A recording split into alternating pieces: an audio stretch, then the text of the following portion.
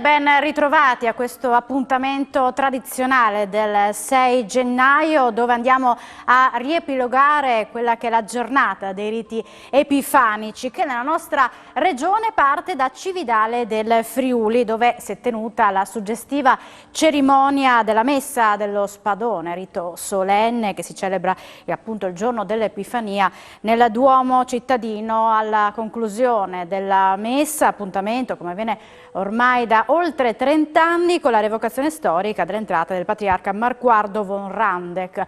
A Gemona del Friuli si rievoca la tradizionale Epifania del Tallero, una particolare celebrazione religiosa accompagnata da un corteo storico e da animazioni medievali, mentre a Tarcento, dopo 2 anni di stop causa pandemia, è tornato il Pignarul Grant, il più grande fuoco epifanico del Friuli, da cui a seconda della direzione del fumo si traggono gli auspici dell'anno nuovo. Allora andiamo a rivivere i riti epifanici nelle immagini e nelle interviste raccolte in giornata.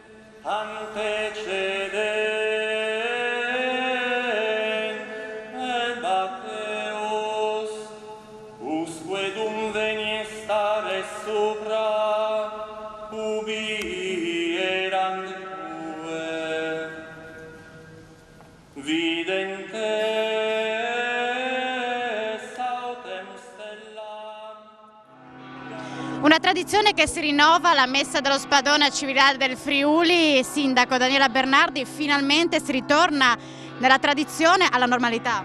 Sì, infatti questo è il bello del 2023, ripartiamo dopo 2 anni di fermo non dovuti ovviamente a noi ma a causa di forza maggiore, ripartiamo veramente alla grande. Le campane, anche queste sono il sinonimo di veramente una grande festa, una messa dello Spadone che è un momento di celebrazione solenne ed importante dove la storia viene ripercorsa e ovviamente a conclusione della messa la rievocazione dell'ingresso di Marquardo von Randeck, il patriarca in Cividale, con tutti i figuranti che si stanno prodigando per poterci regalare un momento affascinante proprio di questo ingresso. La giornata è favorevole per loro, io penso sempre ai figuranti perché devono stare fermi e se c'è tanto freddo ovviamente loro patiscono per poterci regalare questi momenti, ma allo stesso modo con il 2023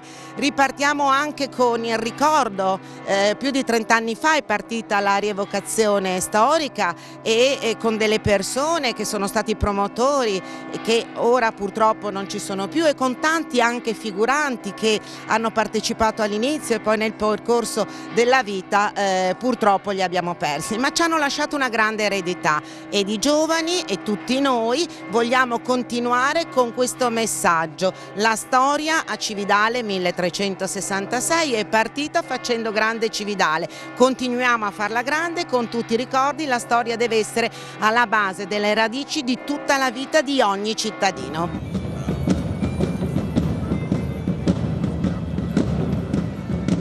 Un appuntamento storico ma anche un'attrattiva turistica, ne parliamo con il vice sindaco assessore al turismo Ruolo, insomma già tanto movimento questa mattina. Sì, diciamo che sicuramente il tempo aiuta, poi abbiamo visto quest'anno con tutte le manifestazioni che sono ripartite post-Covid c'è stata sempre una grandissima affluenza.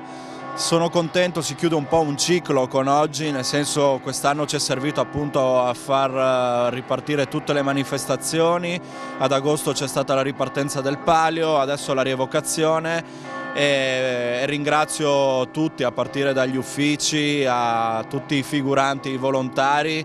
Non è stato facile ma grazie alla loro determinazione, al loro attaccamento alla città siamo riusciti in questa avventura, io la chiamo così. Da domani parte un nuovo ciclo che speriamo porti di nuovo questi appuntamenti a essere sempre più attrattivi e quindi anche mezzo di attrattività turistica per la nostra città.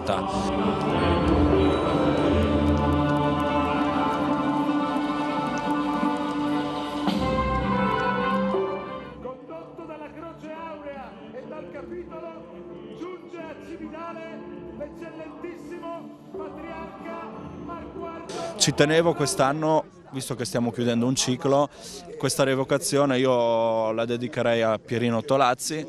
È la prima rievocazione che facciamo senza Pierino. Il sindaco prima ha ricordato anche altre figure che nel corso degli anni poi non hanno più fatto parte della rievocazione, però Pierino era un po' un simbolo e penso che anche il suo ricordo e quello che lui ha lasciato in tutti i volontari sia stato da stimolo per non perdere queste tradizioni. Assolutamente sì, perché sono tanti volontari che lavorano dietro e tante personalità che poi diventano insomma fulcro di Cividale del Friuli. Certo, devo dire la verità che quando hanno incominciato erano un gruppo di Cividale coeso che credeva proprio nel voler far sì che la città si rappresentasse in maniera bella ma in maniera storica.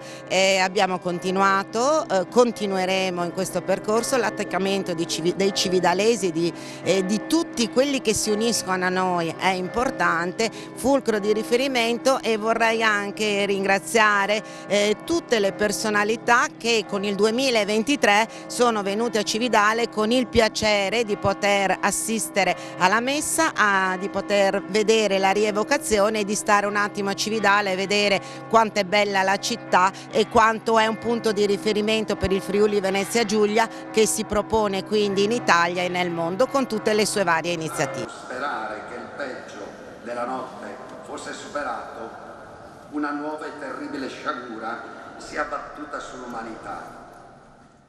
Vice Governatore, un appuntamento importante qui a Cividale del Friuli, abbiamo visto anche la protezione civile presente proprio anche in questi momenti dove territorio e tradizione.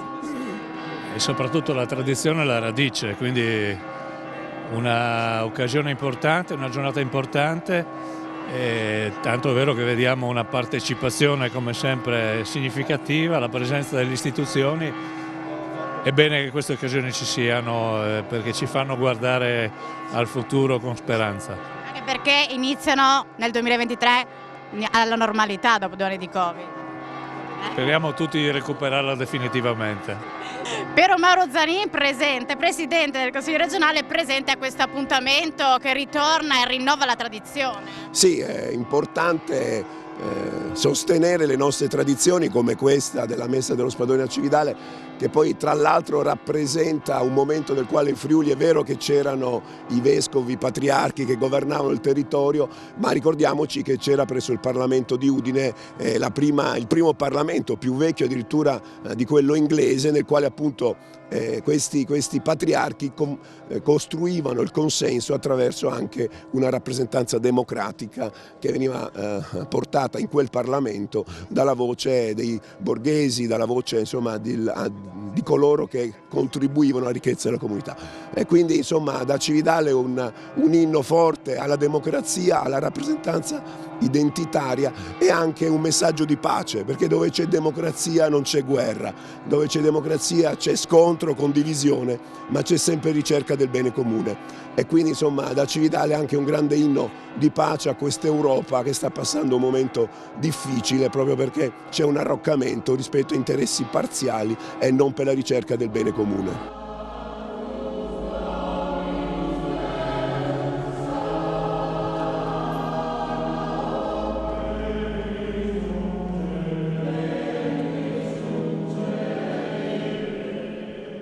Onorevole D'Areosto, presente qui a Cividale perché si rinnova una tradizione, insomma sappiamo quanto il territorio sia ricco di tradizione.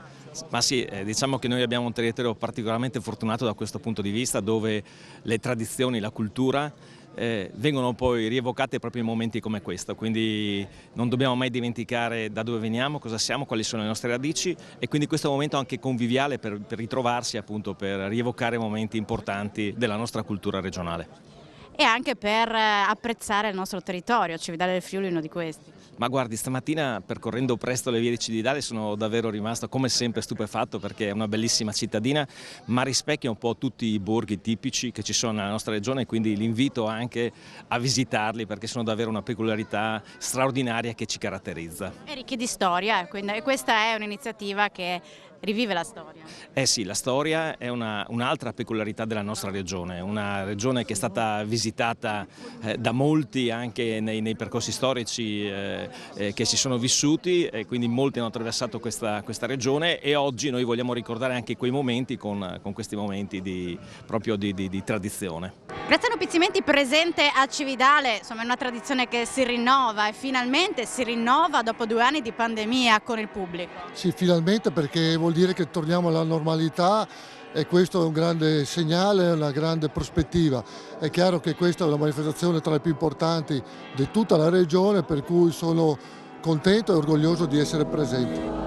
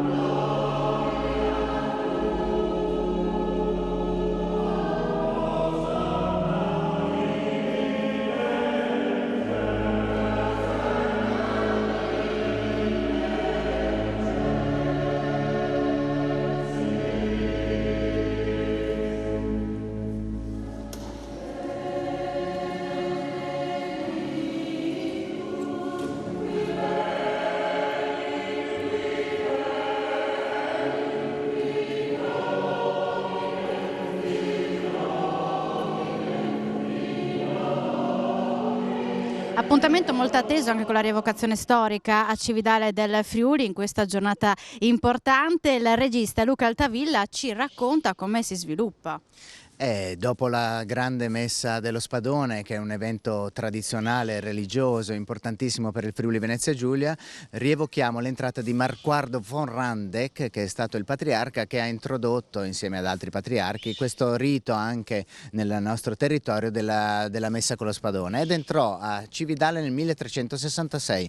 Noi faremo un grande corteo che rievoca questo momento e poi in piazza daremo vita a una ricostruzione del cerimoniale dell'epoca con questi personaggi che ho alle spalle. Quindi andiamo a presentarli. Partiamo dal patriarca, giusto? Buongiorno. Buongiorno a lei, come va? Tutto bene? Lei rappresenta il patriarca, è la prima volta qui a Cividale? Non è la prima volta, è la terza volta, e appunto ho l'onere e l'onore soprattutto di rappresentare Marquardo qui a Cividale, e quindi con lui il potere spirituale e temporale che lui aveva nel suo patriarcato.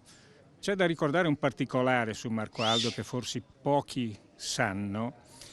È lui che ha fatto in maniera tale che ci fosse un'eredità anche per le mogli e i figli, che a quel tempo non c'era, e quindi ha fatto questo grosso editto, insomma, sul fatto di dire anche le donne e le figlie possono ereditare. Un piccolo particolare che però ha il suo, è tangibile, insomma, la cosa storicamente. Certamente. Altri figuranti lei rappresenta? Io rappresento i popolani, che erano una componente del Medioevo, e in questa occasione il nostro gruppo, quindi i popolani di Cividale, omaggiano il patriarca con i prodotti della terra, la canipa così detta, e quindi in Piazza Duomo offriremo i prodotti della terra al patriarca quale benvenuto per il rientro nella città di Cividale del Friuli. Bene, complimenti. Lei è? Francesco di Savorgnano, il vice domino, è la figura che sostituisce il patriarca in sede vacante, cioè nel periodo tra un patriarcato e l'altro, e la figura che lo sostituisce nelle gestioni di tutti i giorni e nella gestione temporale del potere del patriarca in sua assenza, perché il patriarca era impegnato in 1000 attività anche di carattere ecclesiastico, spesso era in missione, era fuori dalla patria, e il vicedomino ne assumeva le veci dal punto di vista temporale, quindi della gestione civile e militare della patria del Friuli. Soddisfatto del lavoro? Direi di sì, direi che è storicamente perfetto, quindi sono molto contento di lui, sì, direi di sì. Ottimo. Andiamo da questa parte perché c'è un gruppo molto interessante. Voi chi rappresentate? Noi siamo un gruppo di falconieri, siamo qui al Parco Acrobati del Sole di Cividale del Friuli e la falconeria in ambito medievale era un'arte riconosciuta e anche molto apprezzata dalla nobiltà, che quindi spesso faceva sì che i nobili la praticassero appunto come un'arte venatoria non proprio facile e appunto per questo appannaggio delle classi più alte della società, diciamo. Quanti siete qui? Oggi siamo in 5 in questo corteo che ormai ci vede protagonisti assieme a tutti i vari figuranti di Cividale da diversi anni. Ecco. C'è una preparazione da parte vostra o loro poi si adattano anche alla revocazione? Diciamo che i rapaci che vedete qui oggi sono tutti dei rapaci che vengono utilizzati al parco appunto per degli show che si fanno giornalmente durante la stagione estiva e quindi sono animali comunque nati in allevamento e avvezzi alla presenza dell'uomo o delle auto o di qualsiasi altra cosa, di conseguenza sono piuttosto tranquilli, non sono animali selvatici, ecco, quindi sono abituati a stare nel mezzo delle persone. Vi avvicinate così vi facciamo vedere tutti assieme e lui non sta buono, non deve parlare sempre. È un chiacchierone lui. Insomma, vi siete preparati per questo evento? Presentiamo anche il resto del gruppo. Certo, io sono il fratello del ragazzo che ha appena parlato, sono Raffaele, faccio parte anch'io del Parco Acrobati del Sole di Cividale. Qui abbiamo un gufo reale siberiano che è uno dei gufi più grandi che abbiamo sul nostro pianeta. Ecco, vediamo se riusciamo a fare l'inquadratura anche a lui. Io sono Fabio e anch'io sono del gruppo degli Acrobati del Sole. Sta guardando il microfono ma insomma è innocuo. Anche lui. Voi? Io sono Nikita e faccio parte del gruppo. Vuoi presentare? Pellegrino. Ecco, che adesso ha un cappuccio, giusto? Sì. Tu? Io sono Emma, sono un'appassionata e questo è un gufo reale europeo. Lei che ruolo ricopre? Allora, io sono la zia Fumia, zia di Alice di Prampero, vedova Boiani. Faccio parte del gruppo storico Boiani e la vedova Boiani è accompagnata in corteo dalla zia più anziana della famiglia. Davanti a noi ci saranno i 2 fanciulli Boiani, Corrado e Paolo, che porteranno la croce e la spada. Siccome le vedove non potevano andare in giro da sole, la zia più anziana l'accompagnerà durante tutto il corteo e la manifestazione.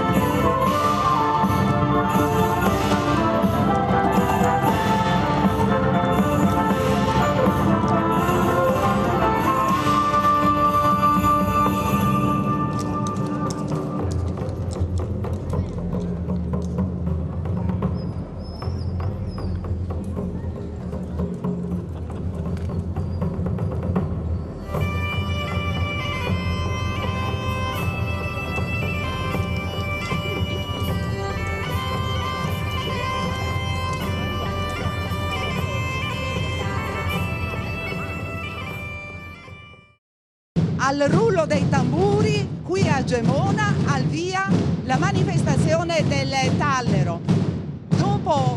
Dopo 2 anni la manifestazione ritorna nuovamente senza limitazioni.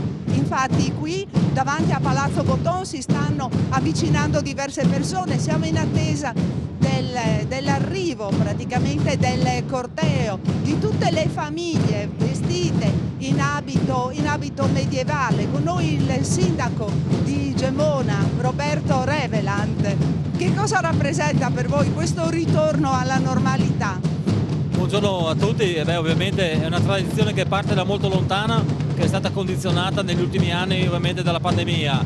È l'anno della vera ripresa e credo che da qui ai prossimi anni, alle prossime edizioni, lavoreremo ovviamente per potenziare ed implementare quella che è la manifestazione tradizionale, perché riteniamo che questo sia un momento importante per la città e per la comunità. In effetti è una manifestazione di richiamo che ha bisogno, dopo 2 anni quasi di fermo, che ha bisogno di essere rilanciata, di essere ripresa, non solo per la comunità stessa ma anche per quanto riguarda il richiamo turistico. Assolutamente, crediamo che si possa investire ulteriormente su questo evento e lo vogliamo fare anche attraverso il potenziamento di una offerta commerciale, di una rete commerciale che comunque si metta a disposizione della comunità e sia attrattiva anche nei confronti dei turisti e dei cittadini. È una volontà dell'amministrazione comunale, credo che la città ne abbia anche bisogno e quindi credo che lavoreremo in questo senso anche nei prossimi mesi ovviamente che ci aspettano da qui alle elezioni.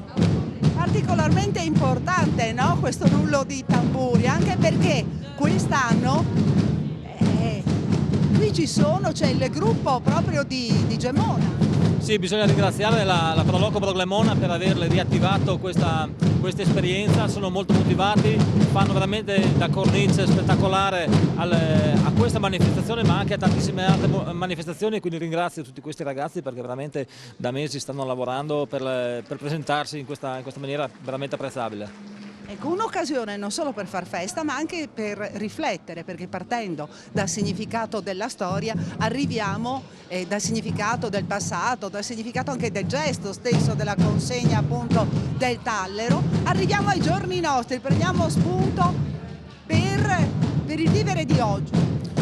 Ma sicuramente questa manifestazione è una rievocazione che si radica nella nostra storia e quindi riteniamo che comunque questa non vada mai dimenticata e sia un valore per la città che va riproposto. E così con l'Epifania del Tallero, con Sant'Antonio, con il Tempus Diocundum in agosto, sono delle edizioni che vogliamo che abbiano una rievocazione medievale e che diventino momenti di forte attrattività per la città. Senta, è un'occasione anche per guardare al futuro, per altre cose, altre strutture qui in città, ad esempio il castello, perché ben si inserisce questa manifestazione nella storia di Gemona e nel suo castello. Allora, in questi anni abbiamo conosciuto bene, amministrando quelle che sono le ulteriori potenzialità che la città può esprimere e quelle ovviamente da completare. Il castello è una di queste, ce ne sono altre che sono state pianificate, finanziate e sono in fase di progettazione e credo che questi tamburi possano anche stimolare uno shock dal punto di vista commerciale che è necessario alla città per implementare un'offerta che è già ricca ma necessita di un ulteriore crescimento, proprio perché crediamo che questa città possa diventare e ritornare ad essere un riferimento anche sia per i turisti ma sia per i cittadini di tutta questa regione. Quindi questi sono gli auspici per il 2023 proprio dal giorno dell'Epifania e dalla manifestazione. Assolutamente, perché è importante guardare al passato per comprendere anche gli errori commessi e soprattutto per trovare soluzioni per il futuro, perché sono importanti. Noi dobbiamo dare una prospettiva per il futuro, per i nostri figli, per le nuove generazioni. Questo deve essere un impegno che gli amministratori devono sempre avere. Adesso che cosa accade? Adesso lei deve piazzarsi lì in attesa che arrivino tutti i nobili a presentarsi? Sì, tra pochi minuti ovviamente inizierà la fase cruciale della manifestazione e stiamo attendendo anche gli ospiti gemellati di Felden che ovviamente ci accompagneranno in questa giornata.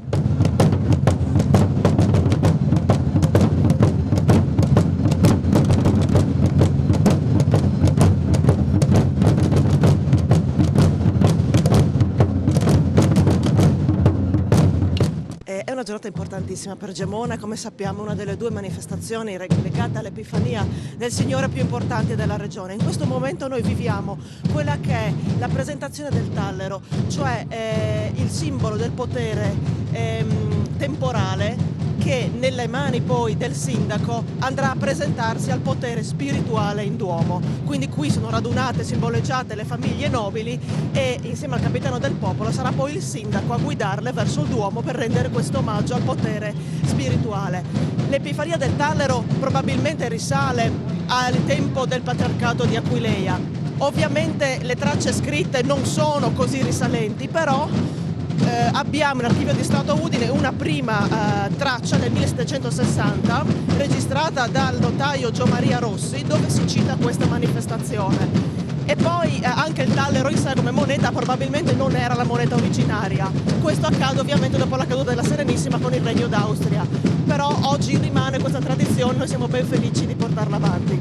Adesso stiamo assistendo a un momento importante e vediamo se Paolo riesce a riprendere, noi ci avviciniamo proprio per seguire. Suggestivo come sempre il rito che caratterizza l'offerta del tallero. Alla chiamata delle trombe il capitano del popolo, simbolo dell'antica autorità gemonese, sale i gradini del presbiterio e rivolto alla comunità mostra il tallero che verrà dato alla chiesa. Il capitano del popolo quest'anno è? Nicola. Emozionato? Ma sì, abbastanza, lo faccio da qualche anno ormai, però è sempre bello vedere tutti insieme sul Sagrato del Duomo. E il paggio? Il paggio quest'anno è Veronica. Vittoria, scusami, Vittoria. Sì. Che sarà emozionatissima, perché il problema è proprio reggere, cioè evitare che il tallero cada. Sì. Adesso vi lascio perché dovete entrare. Esatto. Il sindaco davanti all'altare al centro del presbiterio, dopo aver mostrato a sua volta alla comunità il tallero, consegna la moneta al diacono, che la ripone nel bacile d'argento inciso con i simboli della città e che poi depositerà sull'altare. Segue la benedizione solenne della comunità e l'incensazione del sindaco. Il tallero è una moneta d'argento coniata durante il regno di Maria Teresa d'Austria. Si ipotizza che l'attuale rito epifanico sia stato aggiornato proprio in quell'epoca, anche se a supporto di questa tradizione arrivano cenni e informazioni anche alla fine del Settecento.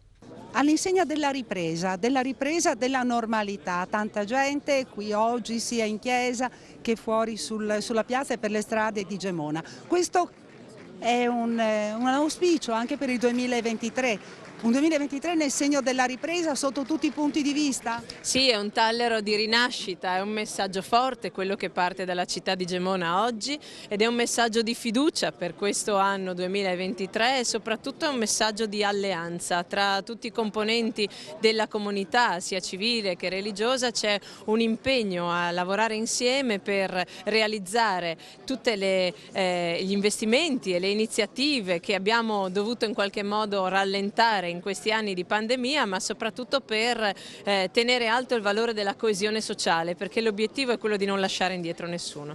Ecco, è stato detto che mai come nell'ultimo anno siano stati praticamente indicati tanti finanziamenti, tanti soldi, la Regione investe tanto. Sì, noi abbiamo approvato una legge di stabilità record con oltre 5 miliardi e 80 milioni di risorse disponibili. L'obiettivo del Presidente mio è stato quello di sostenere la crescita del territorio regionale, quindi con investimenti che non sono effimeri ma che danno risposte durature e strutturali, e confidiamo che anche se le risposte non si vedono nell'immediato possano essere risolutive di tante problematiche e dare soprattutto una mano ai nostri giovani per rimanere qui sul territorio e aprire imprese, continuare a crescere e soprattutto fare famiglia. L'auspicio per il 2023, vedendo la giornata di oggi? Beh, io credo che l'auspicio sia che la coesione sociale, il fatto che le nostre comunità rimangano unite, abbiano vinto la sfida della pandemia e soprattutto imparato la lezione che la comunità è un valore essenziale del nostro vivere. Ecco, questo è il messaggio che mi sento di dare, il fatto di stare uniti e di andare avanti davanti alle difficoltà come abbiamo fatto in passato ci rafforza e ci dà nuova fiducia. Poi, se posso esprimere un auspicio, spero che tanti giovani decidano di mettere su famiglia, perché il nostro territorio è meraviglioso e si vive bene, le occasioni anche lavorative ci sono per tutti. E presenti oggi qui a Gemona anche alcuni sindaci della zona. Cominciamo da Alessandro Marangoni, che è il sindaco di Ardegna, ma è anche presidente della comunità montana, perché è importante mantenere tradizioni come questa. Beh, è importantissimo, anche perché quella di oggi mi fa molto piacere. Intanto di essere qui è proprio una manifestazione di tradizione, di spirito e anche una manifestazione di comprensorio. È proprio manifestazione, quindi con grande fiducia verso il futuro, valorizzando le primizie che abbiamo oggi e portandole verso il futuro. Quindi la riscoperta delle tradizioni, tramandandole verso il futuro. Credo sia questo il grande auspicio che ci facciamo, lo faccio io come sindaco di Ardegna, ma credo che lo possiamo fare noi sindaci del comprensorio. Ecco, appunto, è determinante che i sindaci, gli amministratori del comprensorio rimangano uniti anche per affrontare le problematiche, per affrontare insomma tutto quello che ci riserva il futuro. Sì, esatto, l'unità è importante, soprattutto in periodi non facili come quelli che abbiamo avuto.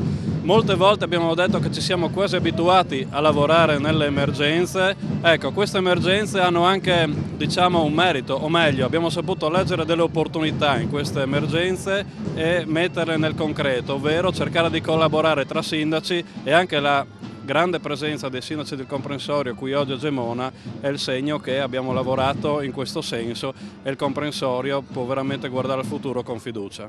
Luigino Bottoni, sindaco di Osoppo, Gemona Osoppo, da sempre amici, da sempre anche rivali, no? Questioni di campanile, ataviche, e ora lavorare insieme è importante. Da sempre amici, rivali no, non siamo mai stati rivali, abbiamo sempre lavorato insieme e lavoriamo ancora. Gemona è caratterizzata dal requisito montano, Osoppo no, ma questo non ci divide. Facciamo parte di due comunità diverse, amministrative, ma abbiamo tanti servizi in comune, lavoriamo insieme, il territorio è lo stesso e comunque anche dal punto di vista economico e commerciale Osoppo gravita su Gemona, quindi siamo ben contenti di avere tutte queste collaborazioni. Ma anche il fatto del progetto dello Sportland, no? Tutti coinvolti. Non solo il progetto dello Sportland che ci coinvolge molto, ma anche la zona industriale che condividiamo tra Osoppo, Gemona e Buia, quindi in realtà il territorio è contiguo, tanti servizi sono insieme e anche la gente, insomma, ci conosciamo tutti.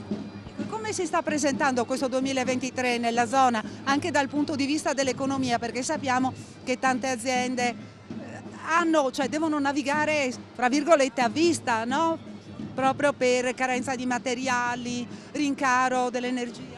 Sì, purtroppo questo è negativo per una programmazione industriale, perché una programmazione industriale non può essere a vista, la programmazione industriale è a medio, a lungo e anche a lunghissimo termine, soprattutto le industrie che abbiamo noi, che sono industrie di un certo spessore, di un certo rilievo, però purtroppo i tempi sono questi e bisogna anche fare un po' di necessità virtù.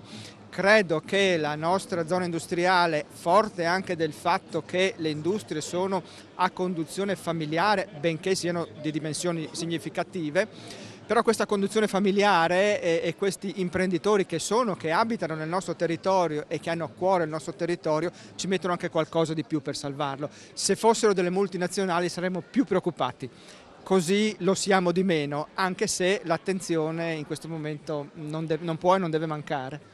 Bene, ringraziamo anche il sindaco di Osoppo, Luigino Bottoni, e abbiamo Claudio Sandruvi che per anni è stato sindaco di Gemona e adesso osserva Gemona dall'alto della sua Montenars. Sì, sono capitato anche a fare il sindaco a Montenars, quindi una piccola comunità, però al Tallero ne pensavo proprio oggi in Duomo, sono 45 anni che vedo il Tallero, un po' come sindaco, un po' come cittadino, un po' come sindaco di Montenars e quindi è sempre una rievocazione storica importante per la comunità, ma non solo, perché tramandare queste tradizioni abbiamo il dovere noi amministratori. Quindi sono felice di portare anche il saluto a tutte le comunità che lavorano per questo e anche la piccola comunità di Montenars presente. Penso sempre e quindi credo che sia una bella circostanza oggi e quindi grazie a Telefriuli che manda queste... È sempre presente, ci siamo sempre. Siamo quasi, vi vedo sempre, ecco. E con noi ci sono anche due rappresentanti del coro Glemonensis. Da 10 anni accompagnano la cerimonia del Tallero qui in Duomo a Gemona. Cominciamo dal maestro Gabriele Bressan. Siete entrambi, e poi abbiamo il presidente del coro Paolo Forgiarini. Ma è una liturgia molto importante anche dal punto di vista musicale. La messa che cantiamo noi è una messa inedita composta proprio per l'occasione dal compositore triestino Marco Sofianopoulo, quindi è anche dal punto di vista musicale, insomma, sia il testo sia la musica è inedita proprio per la cerimonia della messa del Tallero. Sì, quindi è stata studiata proprio per l'occasione. E dove siete riusciti a trovare appunto gli spunti e anche tutto quello su cui si poteva lavorare sopra per utilizzare qui in Duomo? Ma diciamo che l'idea arriva da Renato Gurisati, che è un po' l'artefice anche dei testi e della cerimonia, ecco, che è lui che ha commissionato a Sofianopoulo la messa, quindi diciamo che la ricerca della liturgia antica, della tradizione aquileiese l'ha condotta lui, e poi insomma è stata composta appunto per la nostra realtà, che è un coro maschile, quindi solo voci maschili e voce solista. Paolo Forgiarini, abbiamo detto presidente del coro, quindi riuscire a mettere insieme tutto un gruppo di persone qui a Gemona, insomma è stato un bel lavoro. Sì, è un bel lavoro, è un motivo di orgoglio essere qua a rappresentare Gemona in questa bella cerimonia. Il nostro coro è composto anche da ragazzi giovani del territorio di Gemona, da Osopo. Abbiamo un bel mix tra meno giovani e giovani, e questo ci rende un bel coro di amici, è una grande famiglia per noi. E abbiamo per la prima volta dopo la pandemia anche Monaldo Istrio Lo Giullaro, questo è il nome d'arte, ma effettivamente abbiamo Marco Repele che abita a Vivaro ma che è originario di Vicenza, e quindi ritornare qui a Gemona è importante. Diciamo di sì, Gemona apre praticamente la stagione delle rievocazioni storiche e quindi essere qui come prima data dell'anno è sempre bello e piacevole, così si incontra altra gente, ci rivede e ci dà gli auguri per l'inizio del nuovo anno, le buone fortune, eccetera, eccetera, eccetera. Parliamo un po' anche dell'abbigliamento, del costume. Allora, questo diciamo è una ricostruzione storica di un abbigliamento da giullare. Questa che ho in mano è la classica marotte. La marotte era lo scettro dei giullari, dove di solito c'era sempre il volto del giullare stesso e veniva utilizzato per fare dei monologhi, per prendere in giro il re senza essere tagliato la testa. E molte volte veniva utilizzata anche per percuotere la gente, capito? Ma con quel che costa è meglio di no, capito? E quest'anno sorpresa a Gemona i tamburi locali. Con noi Leonardo Vale. Beh, una soddisfazione riuscire a portare ad avere qui il proprio gruppo. Sì, neanche un anno, e da 4 componenti siamo arrivati a 14, grazie ovviamente al supporto della Prolocco di Gemona e del Comune, che ci hanno sempre supportato e supportato per le nostre richieste. E chiaramente dovete tenervi esercitati. Noi ci troviamo una volta a settimana, alcune volte anche 2, quando siamo vicino a qualche evento. E la presenza di tutti è sempre fondamentale, ma è sempre così, è difficile che manchi qualcuno. Solo Gemona oppure intendete allargarvi e spaziare? Perché io ricordo che un tempo arrivavano da fuori regione, i tamburi da fuori regione che quest'anno non ci sono, ad esempio il gruppo storico di Conegliano. Loro sono un grandissimo gruppo storico, è veramente storico, nel senso sono anni che suonano e vanno in giro, credo per l'Italia. E anche a noi ovviamente piacerebbe uscire dal comune, vedremo quest'anno gli impegni che ci aspettano e gli inviti che riceveremo.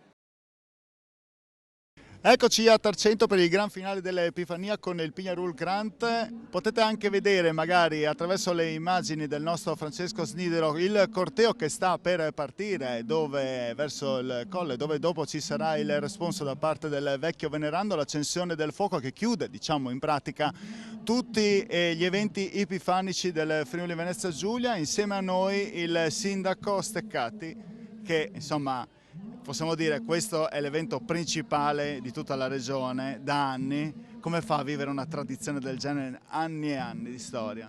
certamente siamo molto orgogliosi. Possiamo dire che dopo 2 anni che per i noti motivi non si è potuto svolgere come avremmo voluto, ovvero facevamo i Pignarui di dimensioni ridotte e senza presenza di persone, questa volta siamo ritornati in grande spolvero alla presenza di, come potete vedere anche voi, di grande afflusso di pubblico. I Pignarui sono tutti pronti per essere incendiati a seguito dell'accensione del Pignarul Grande di Coia. Ecco, come si organizza per un evento, del genere? Quanti volontari, quanti mesi di lavoro, quanto sforzo? Ecco, questo veramente è una domanda che va argomentata, nel senso che nessuno può immaginare, ma qua ci sono centinaia di persone che lavorano, ci sono mesi di preparazione, ma mesi, c'è molto lavoro prima, parecchio lavoro durante e tanto lavoro anche dopo la manifestazione come questa. Io approfitto anche del Telefriuli, dell'occasione che mi dà per ringraziare tutti quelli che si danno da fare per la buona riuscita di questa manifestazione, ma anche le forze dell'ordine, no? Abbiamo dovuto chiamare anche in aiuto polizia locale di altri comuni, polizia, carabinieri, i volontari della protezione civile, delle squadre antincendio, i volontari delle squadre ANA che abbiamo, dei gruppi ANA che abbiamo, che sono attivi nella costruzione dei Pignarui e sovrintendono affinché vengano costruiti in sicurezza in ogni senso. Quindi tantissime persone, i volontari della Proloco, ovviamente anche i dipendenti comunali e tutti quelli che effettivamente lavorano dietro le quinte e non hanno l'occasione della ribalta come ce l'ho io in questo momento. Ecco, perché non c'è solo la rievocazione storica, non c'è solo l'accensione del Pignarul Grant, non ci sono solo questo evento della sera, ma è tutta una serie di eventi che accompagnano Tarcento all'arrivo di questo 6 gennaio. C'è un po' spiegare, Sindaco? Guardi, brevemente possiamo dire che è 1 mese e mezzo di impegno di manifestazioni fra il sacro e il profano, quindi anche religioso ovviamente, che ci accompagnano dall'accensione dell'albero di Natale l'ultima domenica, l'ultimo sabato del mese di novembre, fino all'accensione del Pignarul Grant la notte del 6 gennaio come adesso. Quindi 1 mese e mezzo veramente di grandissimo impegno che quest'anno ha pagato molto, dal punto di vista dell'immagine e dal punto di vista dell'affluenza di pubblico soprattutto. Ecco, finalmente rivedete i visitatori, sono veramente tantissimi. Siamo veramente soddisfatti, già ieri con la corsa dei carri infuocati, che anche questa è una tradizione molto sentita e molto combattuta qui per disputarsi il palio del Pignarul Ars, e abbiamo visto parecchia affluenza di pubblico. Immaginavamo che oggi ce ne sarebbe stato di più e così è stato.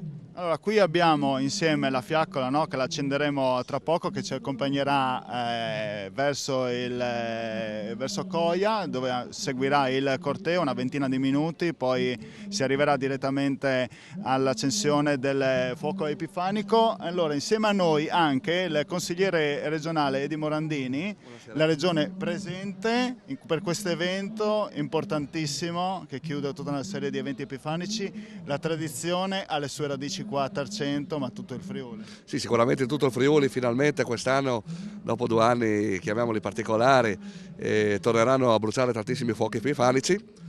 Qui da Tarcento, da Coia, c'è quello che è sempre considerato il principale, quindi insomma è giusto essere presente e siamo contenti, sono contento di essere presente perché sono contento di vedere tantissima gente che può finalmente tornare a muoversi e tornare a partecipare a questi bellissimi eventi tradizionali. La Regione quanto è vicino a queste tradizioni? Come riesce a sostenere tutti questi gruppi? Abbiamo sentito direttamente dal Sindaco quanto lavoro c'è dietro le spalle, quanti volontari ci sono e sappiamo insomma quanto è difficile anche portare avanti l'esercito, lo chiamiamo così, delle Proloco.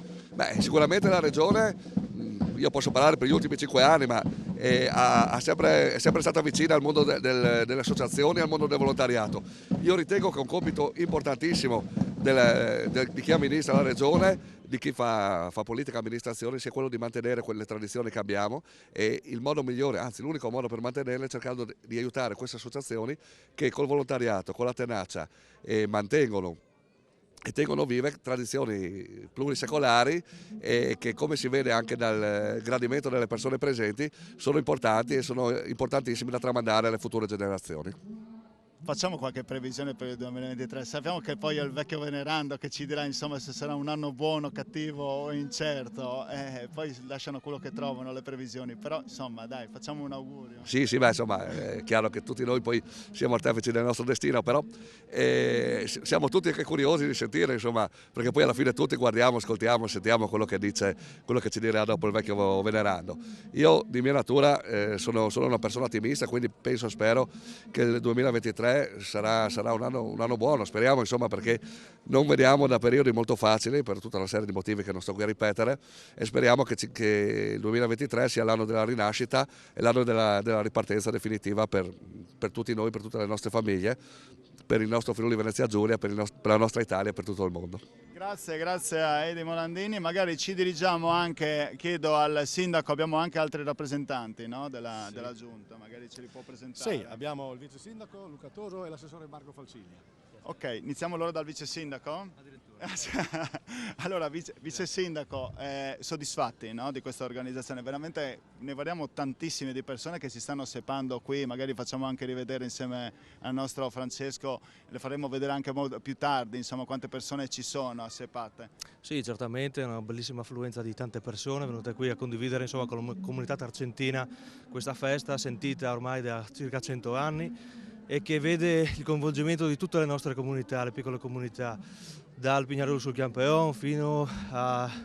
Quanti fuochi?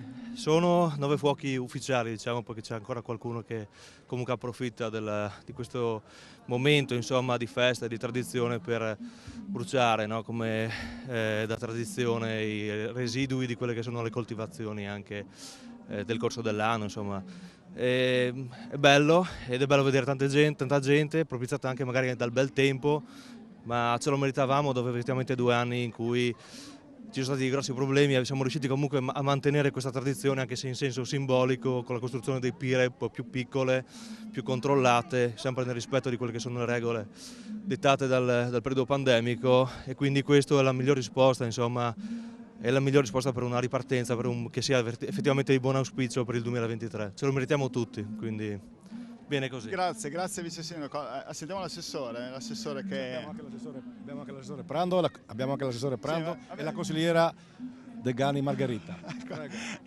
Tantissima gente, insomma, ecco, tanti rappresentanti. Assessore, può parlare lei un po' per tutti, diciamo, ecco, volentieri. Abbiamo sentito nuovi fuochi epifanici ci sono, no? in giro, cioè veramente tanti, no? Sì, la comunità di Tarcento in questo momento diciamo, si raccoglie ognuna attorno al proprio fuoco, sono 9 in totale, aspettano il via per l'accensione del Pignalur Grant, che ovviamente tra poco darà là a tutti questi falò. È una bellissima tradizione, invito tutti ovviamente gli ascoltatori a parteciparvi, perché viverlo, diciamo, in prima persona. Lo diciamo anche per il prossimo anno, augurandoci insomma che ci sia, visto che ci stanno guardando, ma ovviamente lo diciamo già per il prossimo anno, perché è una tradizione che si rinnova, come le grandi tradizioni, insomma, ci sarà anche il prossimo anno, non c'è problema per quello. Esattamente, cerchiamo, insomma, pandemie a parte, di farlo ogni anno. L'organizzazione è molto complessa, ringrazio la Proloco, tutti i volontari, la protezione civile, si danno un grandissimo da fare, non solo nella giornata odierna, ma più o meno coinvolge una settimana i preparativi per ovviamente organizzare tutto in sicurezza. È molto molto bello. Si conclude tutto alle 8 con un grandioso spettacolo pirotecnico e invito ovviamente tutti quanti a parteciparvi, perché veramente è molto molto emozionante. Allora, tanto per istruirvi, vi diciamo, prima di arrivare al responso, cosa potrebbe accadere, cioè le varie ipotesi che ci sono. Allora, lei si intende di tutto? No, non mi intendo. No, vabbè, ma insomma, si intende di tutto, però insomma, ma ecco, per ignoranza non mi intendo bene di questo, e quindi lei ci può dare una mano. Buonasera a tutti. Quando il vecchio venerando accende con questa il falò, bisogna vedere dove va il fumo. Allora, se il fumo va a Sorelievat, chiappe sol cioè? E va marchiat. Se il fumo va a Soreliamont, chiappe sol sac e va pal mont. Cioè, se il fumo va a Sorelievat, dove il sole si alza, chiappe sol sac e va marchiat, cioè vuol dire che l'annata sarà favorevole. L'annata agricola, quindi chiappe sol sac e va a vendere i tuoi prodotti al mercato. Se il fumo va a Soreliamont, dove il sole tramonta, chiappe sol sa che va pal mont, quindi vuol dire che il vaticinio dice che gli auspici non sono validi, non sono buoni, e quindi devi emigrare per il mondo, andare e cercare fortuna. Accensione della fiaccola quindi è effettuata, avete visto che bel colpo d'occhio che ci mostra dalla piazza di Tarcento, grazie al nostro Francesco Snidero, i vari figuranti e questa rappresentazione storica che si è appena svolta, ed è quindi anche partito il corteo alle nostre spalle, che si sta dirigendo verso Coia, dove verrà appunto acceso il fuoco epifanico più grande, più importante in Friuli Venezia Giulia, e potete vedere insomma quanta gente si sta incamminando proprio verso il percorso.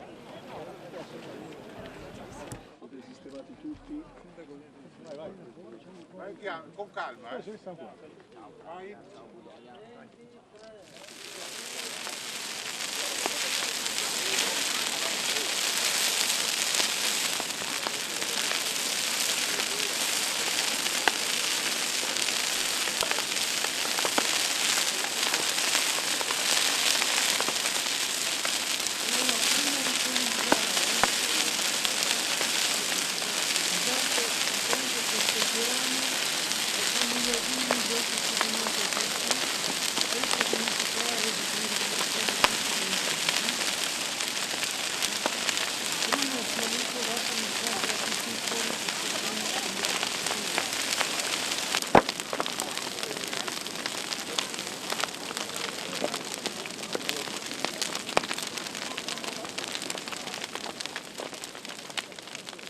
Allora vedete che il fumo va quasi sul diritto, no?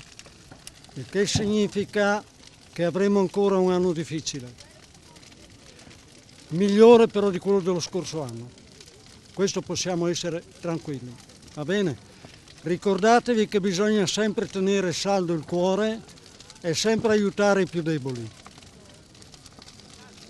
Ce lo ripete, è un anno difficile? È un anno difficile, però lo vedo già migliore di quello scorso, perché il fumo è andato quasi diritto. L'anno scorso è andato verso sud, e verso sud è miseria. No, non si potrebbe, va bene? Quindi io direi che l'auspicio, diciamo, data anche la posizione in cui siamo e come ci troviamo, sia abbastanza buono, anche se non è proprio buono, va bene? Facciamo altri? Il clima è un clima anomalo. Il clima è anomalo, ma io ho paura che venga freddo in febbraio, perché sta girando. E non vorrei che fosse veramente un febbraio freddo, perché abbiamo le gemme già pronte. Non solo, ma ci sono degli animali, ci sono dei funghi già fuori. Animali che dovrebbero essere in letargo hanno già cominciato a uscire. Quindi, perché è caldo adesso, no? Va bene?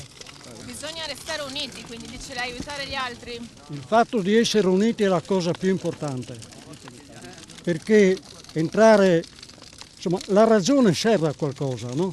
Se non sappiamo utilizzare la ragione è meglio che non parliamo e che non facciamo niente, perché vediamo i governi che non usano il cervello non sono come dovrebbero. È meglio la prima parte dell'anno o la seconda? Qui non lo posso dire. La pandemia, vecchio venerando. La pandemia, io vi dico subito che tanta è nella testa. Va bene? Anche per la guerra? La guerra è una semenza delle persone, vuol dire che non arrivano con la ragione, non hanno intelletto, perché fare del male agli altri significa essere, diciamo, dei despoti e non degli uomini. L'uomo deve essere umano, se umano è. Il venerando dice che è un anno difficile. Sì. Lei la vede così? Così difficile? Adesso io non so se sarà difficile, perché il futuro non ce l'ho in mano io. Lo so, però il futuro come lo vede lo stesso? C'ha le sue sensazioni, Cioè, poi non è che servono far mille previsioni, vedendo un po' la situazione come la pensa. Diciamo che a mio avviso in questo periodo storico, diciamo, non vedo molte prospettive, specialmente sotto il profilo imprenditoriale. Vedo una certa riflessione e una certa calma. Automaticamente si è qua sempre con l'auspicio che la speranza è sempre l'ultima a morire, no? Che cos'è che temi di più? La guerra, l'inflazione? Cosa teme? Il caro energia, il caro bollette, il caro benzina? Cos'è che le fa più paura? Ma che mi faccia più paura, diciamo che non è niente che, cioè, nel mio stato fisico io diciamo, ho un altro problema più grosso da combattere, cioè contro la salute, pertanto per cui... È la salute la cosa più importante. Esatto, certo. E difatti spero che quest'anno mi aiuti a portare avanti almeno fino in fondo questo. Grazie mille. Buonasera, allora abbiamo sentito il responso del vecchio venerando, dice che sarà ancora un anno difficile, però un po' meglio rispetto a quello precedente. Lei la vede così? Speriamo. Beh, l'unica lei non ha la sfera di cristallo, però no, magari. Un po' il mese, lei non è il grande venerando, però un po' sensazione? Ma sensazione in confronto agli altri anni sembra che sia meglio, sì, speriamo. Qualche auspicio, insomma. Che cos'è che le fa più paura in questo momento? Il lavoro, la salute? Il lavoro, perché penso che in questo momento c'è una grande crisi e ancora non abbiamo visto tutto, per cui speriamo che Beleno ci dia una mano, che la divinità della luce è responsabile di questo. Grazie mille. 2023, ma come lo vedete voi? Si spera bene. Si spera, sì, un ottimo anno, dai, sì. Dai giovani, visto dai giovani, quali sono le difficoltà maggiori? Finire la scuola, l'università, affrontare un po' le cose quotidiane, no? Voi credete a queste previsioni alla fine? Sì, dai, la tradizione insomma si rispetta sempre. Sì, si rispetta le tradizioni, quindi... Beh, io sì, per questo 2023 comunque cercherò di raggiungere tutti gli obiettivi, ma questo lo dobbiamo fare tutti, secondo me. È un anno in cui il significato di un nuovo anno bisogna superare se stessi e imparare dagli errori dell'anno precedente. Venerando ha detto che bisogna avere cuore, se c'è il cuore si va dappertutto. Concordo, se ci sono le emozioni e usi le emozioni per fare le azioni che fai nella tua vita quotidiana si arriva sempre più in là, secondo me. Si spera comunque anche per un anno proficuo, pieno di cose, però fin fine quello che viene detto ora va mantenuto fino all'anno prossimo, se no non significa niente, no? Vi piacciono queste tradizioni? Voi che avete un'età molto giovane, sapete che sono tradizioni centenarie queste, che vanno avanti, cos'è che vi piace di più? Beh, perché no, vedere queste tradizioni? Beh, comunque sì, secondo me è comunque un modo per rivivere tanti eventi storici, comunque continuare, comunque è bello che si continuano a fare per tanto tempo. Perché non vederle? Perché non far partecipare a queste tradizioni? Perché no? Una cosa bella delle tradizioni è che sono le vecchie generazioni che portano avanti quelle che sono le vecchie azioni, che almeno a me come giovane adesso non ho tanti anni, non sono stato abituato fin da piccolo a fare queste cose, no? Ed è bello venire con i genitori, la famiglia e fare le cose che non sei abituato a fare nel normale, no? Una riconciliazione proprio, sì. Bella come... È una bella riconciliazione con tutti i cittadini alla fine, è un modo per ritrovarsi tutti insieme comunque. Dimmi la cosa più bella che provi in Epifania. Una volta era la calza, adesso... tutte le feste porta via e che deve portare solo buone cose, ecco, e brucia tutte quelle negative. E secondo te questo 2023, chiudiamo così questo collegamento da Tarcento? Penso che sia un grandissimo anno e che faremo tante belle cose noi giovani, penso così.